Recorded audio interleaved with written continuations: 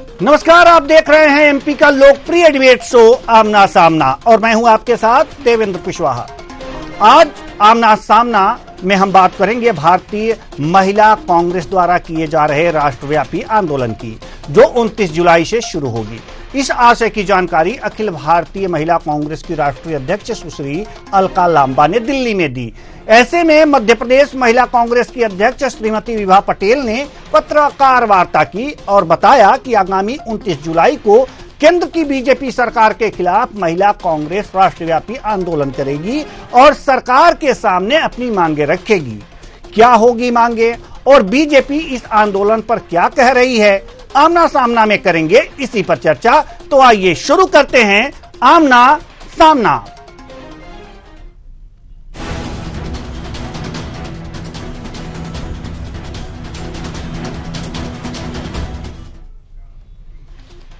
मध्य प्रदेश महिला कांग्रेस की अध्यक्ष श्रीमती विभा पटेल ने पत्रकारों से वार्ता की, जिसमें बताया कि केंद्र की बीजेपी सरकार के खिलाफ 29 जुलाई से आंदोलन किया जाएगा।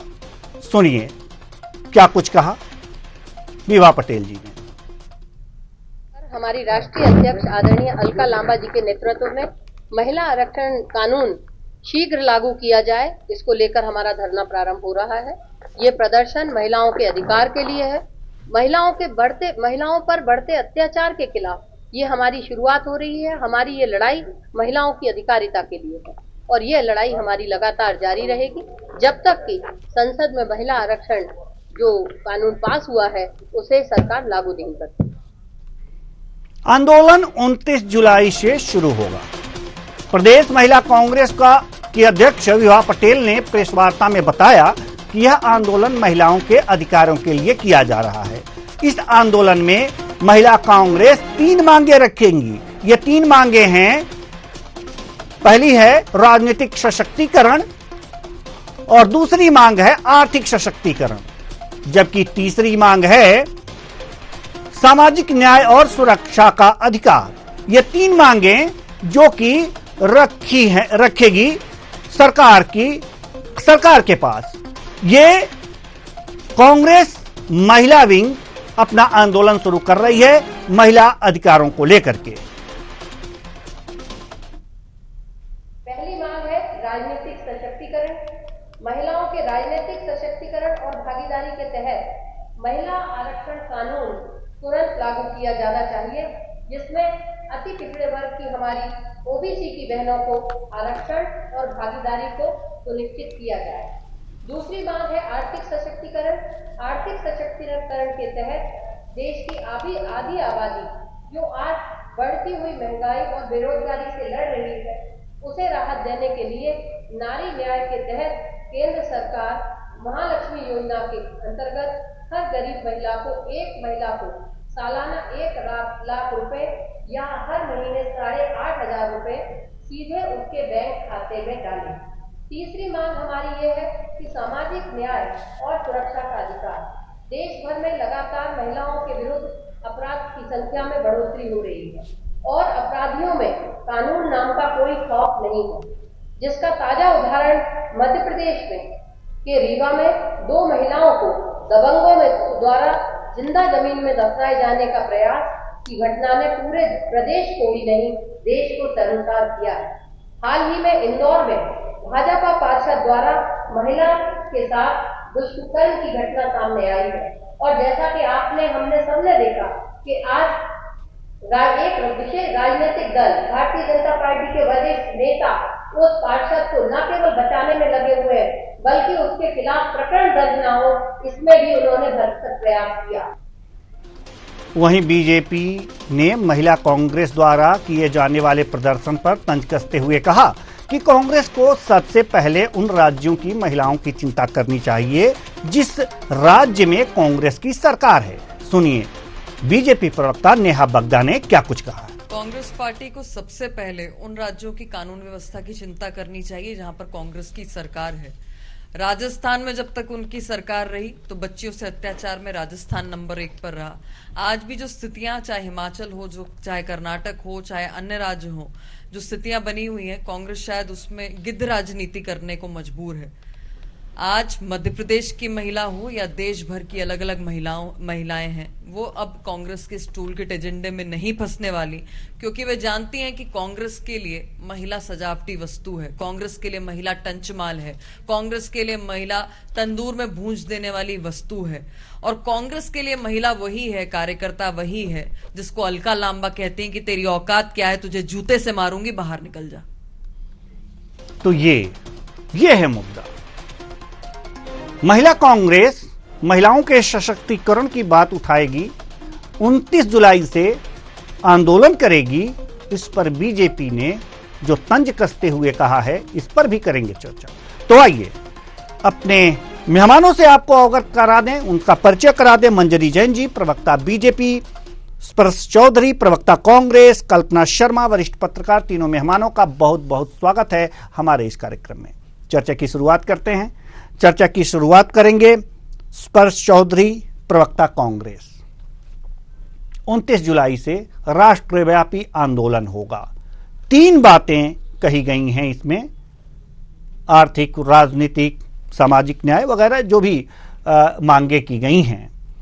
वास्तव में ये मांगे जो की गई हैं सरकार से, बीजेपी सरकार के विरोध में आंदोलन होने जा रहा है, इससे पहले, मांगों से पहले सरकार को क्या पत्र देकर के अवगत कराया गया, उनसे तमाम इस तरह की बातें की गईं, या सीधे सीधे आंदोलन पे आप लोग आ गए?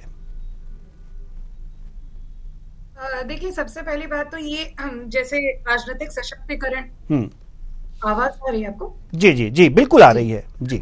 राजनीतिक सशक्तिकरण के संदर्भ में जो आरक्षण की बात हुई है, विधेयक लाया गया, उस समय से कांग्रेस ने ये सवाल उठाया जो एक किसी भी नागरिक महिला को पूछना चाहिए कि ये जनगणना कब होगी, परिसीमन कब होगा और लागू कब होगा, इम्प्लीमेंट कब होगा। इसमें ओबीसी महिला का प्रश्न नहीं है, ये सवाल जायज सवाल, ये कांग्रेस उठा रही।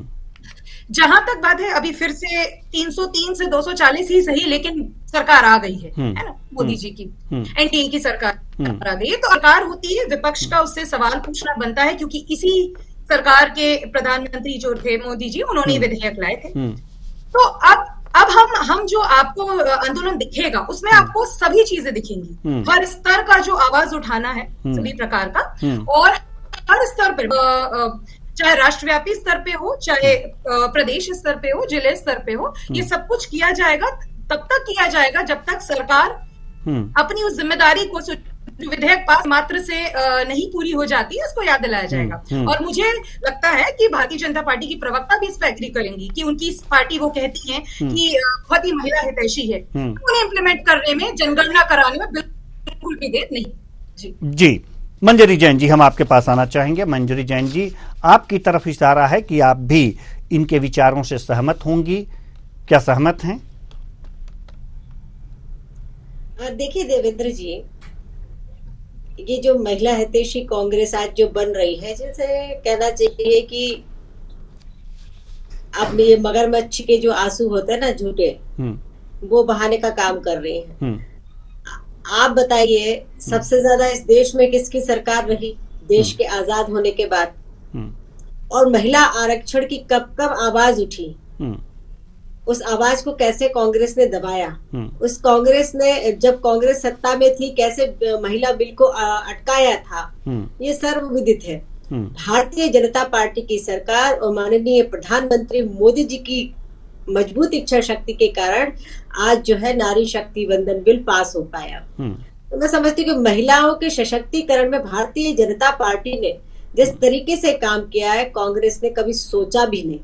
अगर हम बात करते हैं शैक्षणिक, तो शैक्षणिक रूप से भी हमने महिलाओं को मजबूत करने का काम किया है, आर्थिक रूप से हमने महिलाओं को मजबूत करने का काम किया है, सामाजिक न्याय की दृष्टि से हमने महिलाओं को सुरक्षित करने का और उनको न्याय दिलाने का काम किया है, और उससे आगे बढ़कर नीतिगत फैसलों में भी उनकी सहभागिता सुनिश्चित हो सके, उसके लिए हम महिला आरक्षण बिल लेकर भी आए, जिसे पास भी कराया गया। और अब इसकी चिंता कांग्रेस न करे, जब हमने महिला आरक्षण बिल लेके आ गए हैं और महिलाओं की सहभागिता सुनिश्चित कर दी है, तो निश्चित तौर पर समय सीमा में सीमन भी होगा और आरक्षण पास आरक्षण का पालन भी होगा, तो जैसे लागू भी होगा।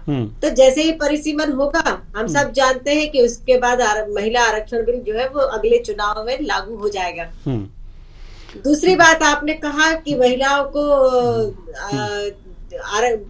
आरक्षण देने के लिए हम लड़ते रहेंगे, तो आप पहले क्यों नहीं लड़ी? आप क्यों लड़ रही जब आरक्षण आ ही गया, बिल पास हो ही गया? तो ये दोहरे चरित्र वाली जो कांग्रेस है वो अपना चरित्र कभी छोड़ेगी नहीं। और महिलाएं भी इस बात को हमारी समझ चुकी हैं कि ये वो कांग्रेस है जब अब ये महिलाओं के आर्थिक सशक्तिकरण की बात कर रहे हैं।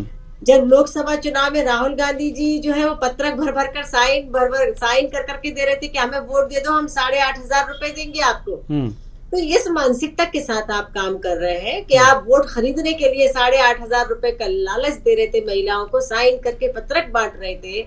लेकिन वहीं दूसरी ओर हमने महिलाओं के सशक्तिकरण के लिए स्व सहायता समूह इस देश के अंदर बनाया। आज 5 करोड़ महिलाएं उन स्व सहायता समूह के माध्यम से आर्थिक रूप से सशक्त हो रही है। उसमें से 1 करोड़ जो बहनें हैं वो आज लखपति हो चुकी है, और लखपति बहना बनाने की दिशा में आज भारतीय जनता पार्टी की सरकार आगे बढ़ चुकी है। और अभी जो बजट पारित हुआ उसमें भी लखपति दीदी बनाने के लिए बजट का प्रावधान किया गया है। 2 लाख करोड़ का बजट जो है महिला सशक्तिकरण के लिए इसमें प्रावधान किया गया है। तो हमने हर तरीके से महिलाओं को, अब आप देखिए महिलाओं की सुरक्षा की आप बात करते हैं। एक समय था जब कांग्रेस की सरकार हुआ करती थी, महिलाओं के साथ यदि कोई घटना घटित हो जाए तो वो थाने जाने में डरती थी, या फिर थाने के चक्कर लगा कर थक जाती थी, मगर FIR नहीं होती थी। लेकिन आज देखिए भारतीय जनता पार्टी की सरकार ने महिलाओं को न्याय दिलाने के लिए हर थाने में सखी सेंटर की स्थापना की, 1 स्टॉप सेंटर की स्थापना की, जहां यदि किसी महिला के साथ कोई घटना कारित होती है तो वो परिवार सहित वहां जाकर थाने में अपनी रिपोर्ट दर्ज करा सकती है, क्योंकि वहां सब महिला अधिकारी आपको बैठी मिलेगी जो आपकी बात सुनेगी और एक पारिवारिक माहौल में आपकी बात सुनेगी। यदि उस महिला को प्राथमिक तौर पर किसी सुरक्षा की जरूरत है या फर्स्ट एड की जरूरत है तो वहां पर वो सारी सुविधाएं भी उपलब्ध है। यदि किसी महिला के साथ छोटा बच्चा है उसको रखने की प्रॉब्लम है तो वहां झूला भी है, और 8 दिन तक जो महिला और अपने बच्चे के साथ वो वहां सुरक्षित होकर रह भी सकती है। तो ये व्यवस्थाएं जो की है वो भारतीय जनता पार्टी की सरकार ने की है। मैं जानती हूँ, मैं पिछले 20 ठीक है, हम आएंगे मंजरी जी, हम आएंगे आपके पास। कल्पना शर्मा जी भी वरिष्ठ पत्रकार हमारे साथ जुड़ी हुई हैं, हम आपके पास आना चाह रहे हैं। तमाम सुविधाएं गिना रही हैं मंजरी जी कि ये सुविधाएं दी गई हैं, महिलाओं को आगे बढ़ाने के लिए सरकार ने कदम उठाए हैं। साथ ही साथ आरक्षण की जहां तक बात है तो वो भी पास हो गया है और जल्दी ही उसे लागू कर दिया जाएगा, ये बातें कह रही हैं। लेकिन साथ ही साथ ये सवाल भी उठा रही हैं कि इतने साल कांग्रेस की सरकार रही तब क्यों नहीं की, अब जब पास हो गया है बिल उसके बाद से अब लागू करना शेष है, तो ये बातें क्यों उठाई जा रही हैं? क्या श्रेय लेना है कांग्रेस को? जी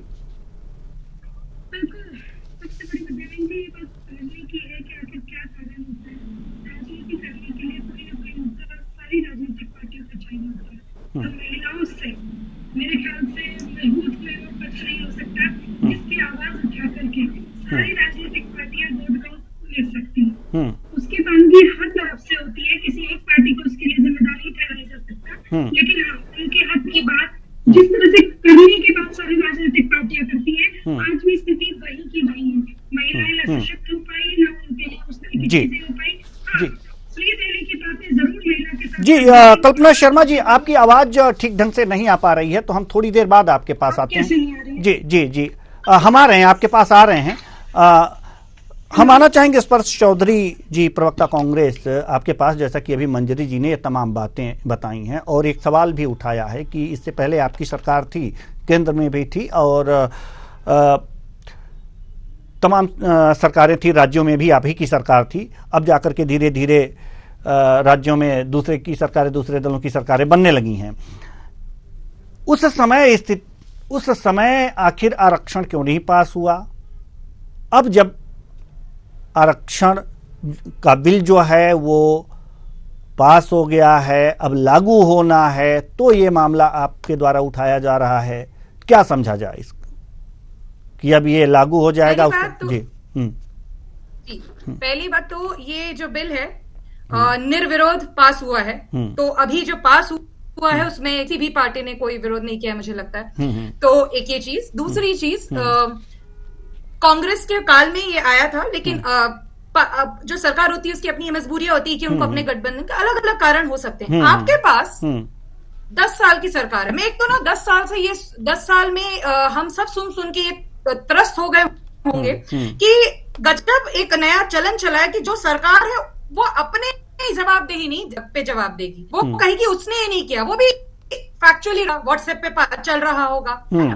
तो मैं ये कहूंगी कि अगर आप महिलाओं के हितैषी हैं, हम महिलाओं के हितैषी हैं, हमारा काम विपक्ष का है, हम वो काम कर रहे हैं।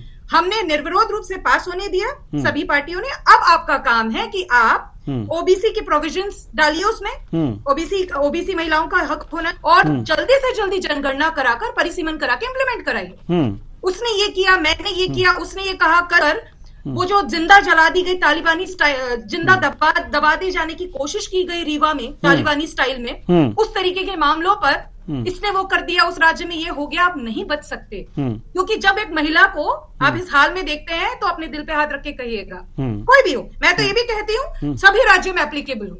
आप प्रधानमंत्री हैं देश के, आप इक्वल एक्शंस लीजिए। आपकी पार्टी है, आप देश के हर हिस्से में एक सा कानून इम्प्लीमेंट कराइए। आपके अधिकतर राज्यों में आपकी सरकारें हैं, आप वहां पर उदाहरण पेश कर दीजिए और कहिए कि भारतीय जनता पार्टी कितनी शानदार हितैषी है महिलाओं की। बताइए कि हम बलात्कारियों के गले में माला नहीं डालते हैं। बताइए कि हमारे पदाधिकारी एक IIT जैसे संस्थान में बच्चियों के बलात्कार के आरोपी दूसरे जगह पे प्रचार नहीं करते हैं। बताइए कि हमारा गठबंधन का एक साथी बलात्कारी, सेक्स स्कैंडल जो टेप्स में निकला है, ऐसा भयानक नहीं आतंकी। बताइए कि आप सिर्फ शब्दों में, सिर्फ नाम के लिए महिला सशक्तिकरण बात नहीं करते हैं। एक महिला को महफूज बनाने से बढ़कर कुछ नहीं। एक और चीज, मंजरी जी ने एक बात की, वन स्टॉप सेंटर्स। अब क्योंकि मैंने गवर्नमेंट में काम किया है तो मैं बता दूं कि निर्भया फंड का सही से यूटिलाइजेशन नहीं होना, मैंने प्रशासक के ऑफिस में इस पर डिस्कशंस हर दिन हर महीने सुनी है। तो ये सब जगह का सच है, आप इस पर रिपोर्ट्स पढ़ लीजिए। तो वन स्टॉप क्राइसिस सेंटर्स जमीन पे इम्प्लीमेंट नहीं। मंजरी जी, मैं आपसे पूरी तरह अग्री करती हूँ कि एक बहुत ही अच्छी योजना है, और ये योजना भी निर्भया के समय लाई गई थी कांग्रेस सरकार ने। लेकिन आपकी सरकार पूर्ण बहुमत में है, तीसरी बार जीत गई है, तो आप इम्प्लीमेंट करा दीजिए और फिर बात करते हैं। मैं तो बहुत खुश हो जाऊंगी। जी, मंजरी जी कुछ कहना चाह रही हैं, मंजरी जी कुछ कहना चाह रही हैं। जी ठीक है, मंजरी जी जवाब दीजिए, उसके बाद कल्पना शर्मा जी के पास हम आएंगे। इस पर स्पर्श जी की मैं जानकारी दुरुस्त कर दूं कि जो वन स्टॉप सेंटर था वो कांग्रेस के शासनकाल में नहीं आया, भारतीय जनता पार्टी की सरकार के काल में आया।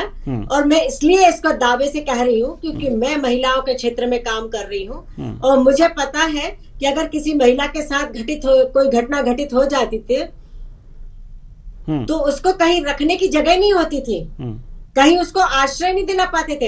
हर थाने से, मैं जिस जिले में निवास करती हूँ, हर थाने से फोन आया करते थे कि मैडम एक महिला मिली है, एक बालिका मिली है, हम इसको कहाँ रखें, हम थाने में रात में इसको रख नहीं सकते, थाने में तो किसी बच्ची को और महिला को रख ही नहीं सकते, तो हम कहाँ रखें। तो मुझे मालूम है कि किन परेशानियों के बीच में मैं महिलाओं के लिए काम कर रही थी। लेकिन जब से ये वन स्टॉप सेंटर की स्थापना हुई है 2016 से, तब से अब जाके महिलाओं को सुरक्षित आश्रय मिला है। दूसरी बात, आपने कहा कि आप अपने राज्यों में बता दीजिए कि अपने आपके जो बलात्कारी है या जो लोग घटना कारित कर रहे हैं तो वो वहां वो फांसी की सजा देंगे। तो स्पर्श जी आपको बता दूं कि देश का पहला राज्य बना था मध्य प्रदेश कि 12 साल की बच्चियों के साथ, यदि 12 साल से नीचे बच्चियों के साथ अगर कोई बलात्कार करता है तो उसको फांसी की सजा देने का यदि प्रावधान किया था तो मध्य प्रदेश में किया गया था और उसी को अब पूरे देश में लागू कर दिया गया है। तो मैं ये समझती हूँ कि जिस तरीके से बच्चों के और महिलाओं के सुरक्षा के लिए भारतीय जनता पार्टी की सरकार ने काम किया, वैसा कांग्रेस की सरकार ने कभी नहीं किया था।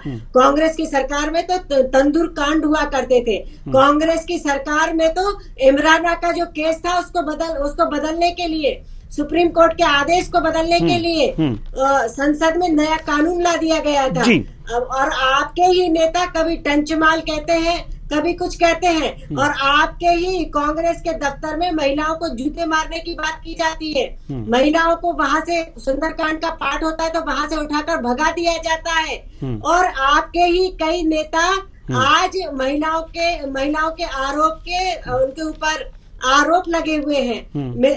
तो ऐसे कई सारे जो घटनाक्रम है जो कांग्रेस के नेताओं के साथ जुड़े हुए हैं। तो इसलिए स्पर्श जी आप ये बात ना करें। भारतीय जनता पार्टी की सरकार है, चाहे कोई भी हो, यदि कोई भी पुरुष हो, अगर महिलाओं के साथ किसी भी तरीके का दुर्व्यवहार करता है, घटना कारित करता है, तो उसको सजा देना और उसको सलाखों के पीछे पहुंचाने के लिए भारतीय जनता पार्टी की सरकार जो है वो प्रतिबद्ध है। चलिए जी, मुझे आवाज रिपीट आ रही है जी, इसे ठीक कराते हैं हम। स्पर्श चौधरी जी, आप जवाब तैयार रखिएगा। मंजरी जी ने जो सवाल किए हैं वो उसके जवाब तैयार रखिएगा, लेकिन कल्पना शर्मा जी के पास जाना चाहेंगे। वो कुछ कह रही थी और बहुत ही महत्वपूर्ण चीजें कह रही थी मध्य प्रदेश के बारे में, तो वो जरूर अपनी बात पूरी करें। देवेंद्र जी, आपको मेरी आवाज सही जी से आ रही है बिल्कुल, क्या? बहुत अच्छी तरीके से आ रही है जी, अपनी बात रखिए आप। देवेंद्र जी, सबसे बड़ी बात यह है कि महिलाओं को लेकर सारी राजनीतिक पार्टियां समय समय पे राजनीति करती आई है। सारी राजनीतिक पार्टियां बहुत अच्छे से जानती हैं कि वोट बैंक, क्योंकि जिस तरह से देखा जाए मध्य प्रदेश या देश भर में महिलाओं का वोट परसेंट बढ़ रहा है, उसको मद्देनजर रखते हुए महिलाओं से मजबूत कोई कड़ी नहीं जिसको साथ के रखना सारी राजनीतिक पार्टियों की आज की मजबूरी हो चुका है।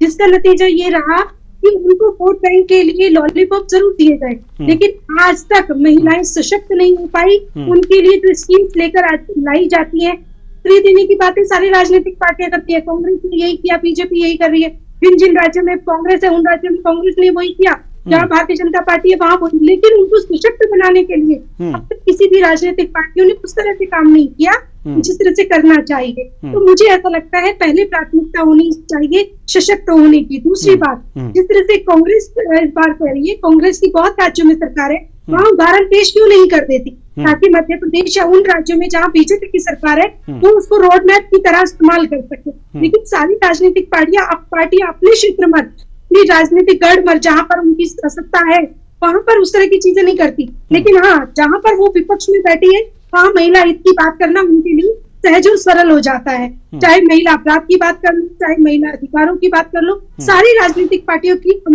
यही स्थिति है देवेंद्र जी। तो मुझे ऐसा लगता है कि राजनीति मात्र एक महिला एक मुद्दा बनकर रह गई है। उनके हक की बात कोई भी राजनीतिक पार्टियां उस तरह से नहीं करती जिस तरह की आवश्यकता है। जी बिल्कुल, और उस राजनीतिक दलों में काम करने वाली महिलाएं भी उस तरह से साम्यता के तौर पर काम नहीं कर पाती, एकजुटता के आधार पर काम नहीं कर पाती। चाहे अगर जो बीजेपी की महिला हो, कांग्रेस की महिला हो, तो अपनी अपनी पार्टी का ही पक्ष रखती हैं। महिलाओं को जो है अपने पक्ष में बात रखनी चाहिए अपने राजनीतिक दलों में, ताकि उन्हें समानता का अधिकार मिल जाए और उसके बाद से जो है उसके बाद बढ़िया से राजनीति करें।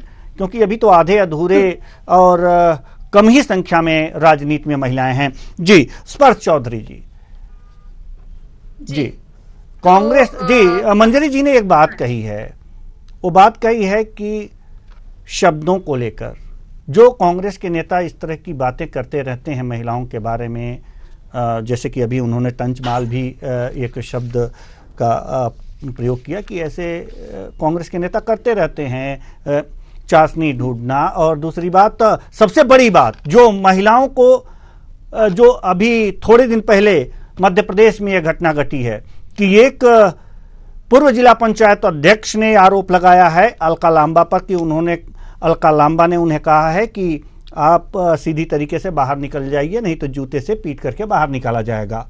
इस तरह की बातें हैं। महिलाएं ही महिलाओं के सम्मान के खिलाफ हैं, फिर तो पुरुषों से एकजुट होकर के कैसे अपना अधिकार ले पाएंगी आप? इसका जवाब दीजिए आप।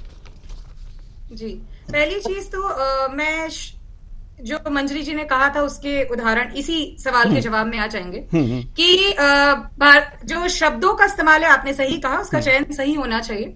जीतू जी से जब गलती उन्होंने माफी मांगी, मेरा कहना यह है कि देखिए बलात्कार या और भी इससे गंभीर अपराध भाषा का प्रयोग से बढ़कर मान लीजिए सभी राज्यों में होते हैं। मेरा कहना है रूल ऑफ लॉ है, तो अगर वो किसी भी पार्टी से जुड़ा व्यक्ति हो, कितना भी अमीर हो, उस पर कानून बराबर लगना चाहिए।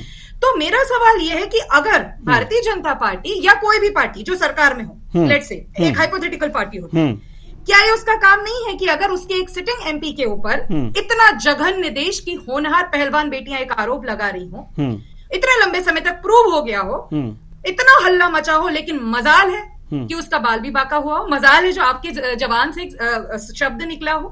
तो मेरा कहना यह है कि आप पार्टी के भीतर क्या हो रहा है, ऐसे में भी भारतीय जनता पार्टी का इंदौर के भाजपा के पार्षद पे आरोप है, अभी की समय बहुत कम है, इसलिए जल्दी से अपनी बात रखिए। भारतीय जनता पार्टी के अंदर भी महिलाएं आरोप लगा, जब नाम भूल रही हूँ, हाल ही की घटना है। ठीक है। तो मेरा मतलब ये है कि क्यों ना हम पार्टी की रिप्रेजेंटेटिव्स होने के अलावा महिलाओं के तौर पे सोचें। आप ये बस बताइए मुझे कि क्या इससे पहले हमारे देश में मंजरी जी होता था? आपके हिसाब से होगा, अभी आप पार्टी की प्रवक्ता हैं, लेकिन मैं कहूंगी कि अगर कांग्रेस से कभी गलतियां हुई तो उसके अपराधी को, या उसके काल में कुछ घटना हुई, कोई अपराध हुआ, तो सजा दिलाने के लिए जनता जब खड़ी हुई तो उसको जेल में नहीं डाला गया। अब 10 साल में हम ये देख रहे हैं कि जो न्याय मांगता है उसी को जेल में डाल देते हैं। बलात्कारियों को आप सम्मान करते हैं, आप एमपी बना दिए उनके बेटे को, जो कहते थे दबदबा है, दबदबा रहेगा जी। आप मध्य प्रदेश के अंदर भी इतनी घटनाएं हो रही हैं, मतलब मैं एक लड़की होने के नाते जिंदा दबा देने वाली जब घटना पड़ी थी तो मेरे को थोड़ी देर विश्वास नहीं हुआ। बिल्कुल यानी जवाब ले लीजिए, क्योंकि समय नहीं है अब। बिल्कुल जवाब ले लीजिए मंजरी जी, जवाब दीजिए जल्दी से, समय नहीं है बिल्कुल भी। देखिए स्पर्श जी, आप बड़ी महिला हितैषी बात कर रहे हैं, आप भी महिला हैं, लेकिन आप सिर्फ एक पहलू मत देखिए, आप अपने अंदर झांक के देखिए। जब तंदूर कांड हुआ उसके बारे में आपने कुछ कहा? जब आपको महिलाओं में रस नजर आता है आपके नेताओं को, तब उसके बारे में आप कुछ नहीं कहते। जब आपके नेता महिलाओं को बच्चा पैदा करने वाली मशीन कहती तब आपको कुछ नहीं बोलते। तो इस तरह जब आपके राजस्थान में सरकार थी तब राजस्थान महिला उत्पीड़न के मामले में प्रथम नंबर पे था। आज कर्नाटक में देख लीजिए, जहां जहां आपकी सरकार है वहां महिलाओं की क्या स्थिति है। आज हमारी जहां जहां सरकार है, हम दोषियों को सजा देने के काम करते हैं और उनको सलाखों के पीछे भेजने का काम करते हैं और उनके ऊपर सख्त कार्रवाई होती है, बुलडोजर चलाए जाते हैं। देखिए मैं ये मानती हूँ समाज के अंदर की बात है, इस समाज के अंदर दो मानसिकता के लोग रहते हैं, एक वो जो अच्छी मानसिकता के और एक जो बुरी मानसिकता के लोग हैं। जो बुरी मानसिकता के लोग हैं उनको सजा देने का काम जो है वो न्याय देने का काम है। न्याय वो सरकार का है कि विक्टिम को न्याय मिले और जो अपराधी है उसको सजा मिले। ये सरकार बखूबी निभा रही है। अगर कोई भी हो, कितना भी बड़े ओहदे का आदमी हो, किसी भी राजनीतिक दल का आदमी हो, अगर उसने अपराध किया है तो उसको सजा देने के लिए प्रतिबद्ध है भारतीय जनता पार्टी की सरकार। और मिलनी भी चाहिए चूंकि अब समय नहीं है। और कल्पना शर्मा जी से मैं क्षमा चाहता हूं कि आपको बहुत कम मौका मिला बोलने के लिए, तो अब समय नहीं है, नहीं तो इस चर्चा को और आगे बढ़ाते। बहुत बहुत धन्यवाद सभी मेहमानों का, आप आए और अपने अपने विचार साझा किए। तो कुल मिलाकर के देखा जा सकता है कि महिला शक्ति अपनी ताकत दिखाएगी, कांग्रेस की महिला शक्ति अपनी ताकत दिखाएगी और ये कहेगी कि अब जो है राजनीति में भागीदारी चाहिए, आर्थिक सशक्तिकरण चाहिए और सामाजिक न्याय में पूरी तरह से भागीदारी चाहिए। तो कुल मिलाकर के देखा जा सकता है कि ये मांग हो रही है और बीजेपी इस पर तंज कस रही है। हालांकि महिलाओं को आगे आना चाहिए, अपने अधिकार लेने चाहिए। जो पुरुष हड़प करके बैठे हैं, यहाँ पर दबा करके बैठे हैं, वो कम से कम 50% अधिकार तो लेना ही चाहिए। और इस कदम में अगर जो कांग्रेस आगे बढ़ रही है तो अच्छी बात है, लेकिन इस और कदम बीजेपी बढ़ा चुकी है। इसके लिए बिल पास हो चुका है, लागू होगा, जनगणना होगी, परिसीमन होगा, उसके अनुसार काम हो जाएगा। थोड़ा सा धैर्य रखने की जरूरत। फिलहाल इस कार्यक्रम में इतना ही, मुझे दीजिए इजाजत, नमस्कार।